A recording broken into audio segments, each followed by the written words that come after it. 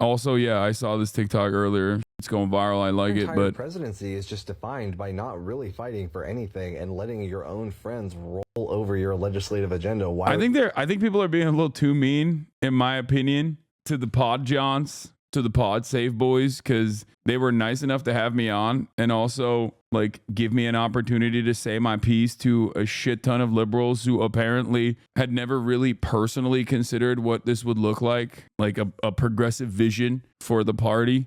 And I do think that we need to do that. You know, it's good for people like myself to be able to sneak into that discourse and present myself in a charitable manner. Is seemingly very popular. Like the episode got to #1 at a certain point yesterday, and now it's like still at top 6 on Apple Podcasts. Not only is it good, but like I've been getting a lot of normies reaching out to be like, I showed it to my mom and she thought it's a breath of fresh air. You know, like for a lot of people, this is the type of commentary that they never actually hear. It once again makes me feel as though if MSNBC or like mainstream media outlets were regularly churning out my position, that there would be a lot more mass mobilization in that direction. And that's precisely the reason why they don't do it. Because I think people understand what's hurting them. And it makes me feel as though, you know, when someone is actively communicating what the problems are and demanding more from the Democratic Party, instead of just like constantly presenting themselves as like these docile,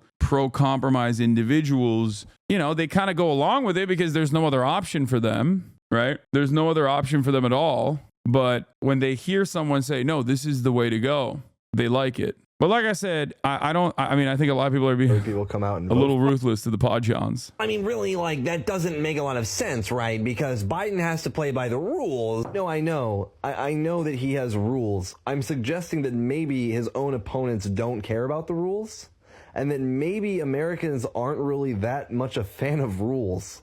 I think it's clear at this point that actually they vote for people who shit all over the rules so long as it makes them feel as though shitting all over the rules is going to lead to their life getting better. And what I'm suggesting... I just don't think that you understand how the government works. Okay, let's just take a second here.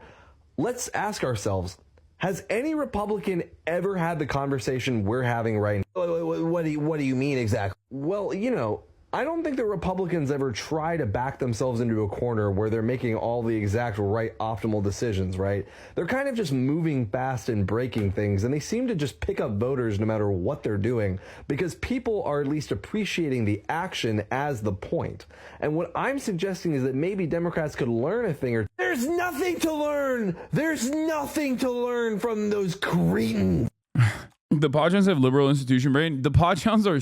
Okay, I need you guys to understand something, and this is not me like glazing them or defending them because they gave me an outlet or an opportunity to speak my truth. I'm just saying this with all sincerity. In DC, they look at the Pod Johns, who you are right, do have institutional brain. But in DC, they look at the Pod Johns as like the most aggressive, progressive people that you have ever encountered. Like in the DC bubble, that's how conservative the Democratic Party is. They literally look at the PodSaveAmerica boys as like, you know, the activist base of the party. Like, does chat not know how the Pod Johns work for Obama? They're the young progressives from 08. Yeah. For a lot of people in DC, they are just like unimaginably progressive. They're like, what are you saying? These are some of the most progressive people on the planet. Like, what do you mean we got to go further left than that? There is no further left than that. That's it. That's the most leftist guy you can be. And this isn't about like the Pod Johns are defending them. This is to tell you how unimaginably conservative the DC bubble is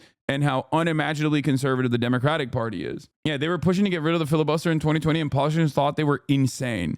They were like, that's crazy. That's not, you're out of your mind. Like you must be crazy. And it's kind of funny to think about because when I say, hey, you know, we have these regulatory agencies, maybe we should use those regulatory agencies against politicians as well that are routinely in violation of the same, you know, things that those agencies are supposed to look at, you know, direct conflict of interest and the like. And the most progressive, the most radically progressive people, according to the DC Democratic Party bubble, will look at me and go, that's the most insane thing I've ever heard.